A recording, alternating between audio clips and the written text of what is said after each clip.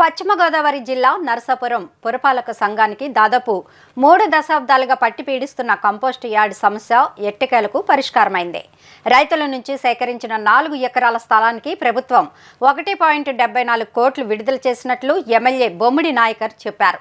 Narasapuram RDO అంబరీష్తో కలిసి ఆయన sub collector కార్యాలయంలో మీడియాతో మాట్లాడుతూ గత ప్రభుత్వం స్థలం సేకరించి రైతులకు పరిహారం చెల్లించకుండా 4 ఏళ్లుగా వేధించిందన్నారు. కూటమి ప్రభుత్వం అధికారంలోకి రాగానే ప్రజలకు ఎన్నికల్లో ఇచ్చిన హామీని నెరవేర్చే దిశగా డిప్యూటీ సీఎం పవన్ కళ్యాణ్ పురపాలక శాఖ మంత్రి నారాయణ దృష్టికి ఈ సమస్యను తీసుకెళ్లినట్టు నాయకర్ చెప్పారు.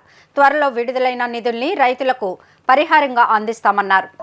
గతం నుంచి కూడా నరసాపురం పట్టణంలో ఏదైతే నరసాపురం నియోజక ప్రజలందరూ కూడా పట్టణ ప్రజలు ప్రత్యేకంగా మరి గోదావరి నది తీర ప్రాంతాన డంపింగ్ యార్డ్ వేసి ఎంతో కాలం నుంచి అక్కడ వ్యర్థాలను అక్కడ వేయడం, చెత్తనంతా అక్కడ వేసి గోదావరిని కూడా ఒక పొల్యూషన్ కి అవాంతరం కలిగే విధంగా కూడా మరి ఉంటుంది. ఆ రోజు అక్కడ అది పర్చేజింగ్ జరగలేదు. ఆ రోజున కమిషనర్స్ అనిల్ సంగారి గారు కానీ వాళ్ళందరూ ప్రోద్బల్యంతో మరి ఈ రోజున మరి ఏదైతే కొంత 15th ఫైనాన్స్ నుంచి కొంత పేమెంట్ ఉంది అంటే అలా కాకుండా గతం నుంచి కూడా మున్సిపాలిటీలో మరి ఆ రోజున 1,71,00,000 ఉండడం కూడా మనకు తెలిసిందే.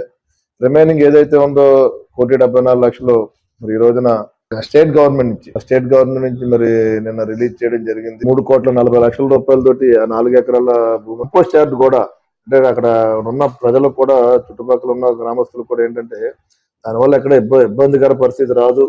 దాన్ని మీకు ఎక్కడ ఇబ్బంది లేకుండా చుట్టుపక్కల గ్రామాలకు కూడా ఇబ్బంది లేకుండా కంపోస్ట్ యార్డ్ ఎప్పటికప్పుడు కూడా దానికి తడి పొడి చెత్త సెపరేట్ చేసి అక్కడ కంపోస్ట్ చేసి ఎప్పుడు కూడా బయటికి పంపించే విధంగా కూడా రీసైక్లింగ్ చేసి ఎవరికి ఇబ్బంది లేకుండా పట్టణ ప్రాంత ప్రజలకు కానీ ఎవరికి ఇబ్బంది లేకుండా చేసుకునే పరిస్థితి అందరూ కూడా సహకరించుకుని మరి ఏదైతే ఇక్కడ నరసాపురంలో గోదావరి నది తీరాన్ని మనం అందరూ కాపాడుకోవాల్సిన బాధ్యత మన నరసాపురం పౌరులుగా అందరికీ ఉంటది. కాబట్టి ప్రతి ఒక్కరు కూడా దీన్ని సహకరించవలసిన అవసరం ఉంది.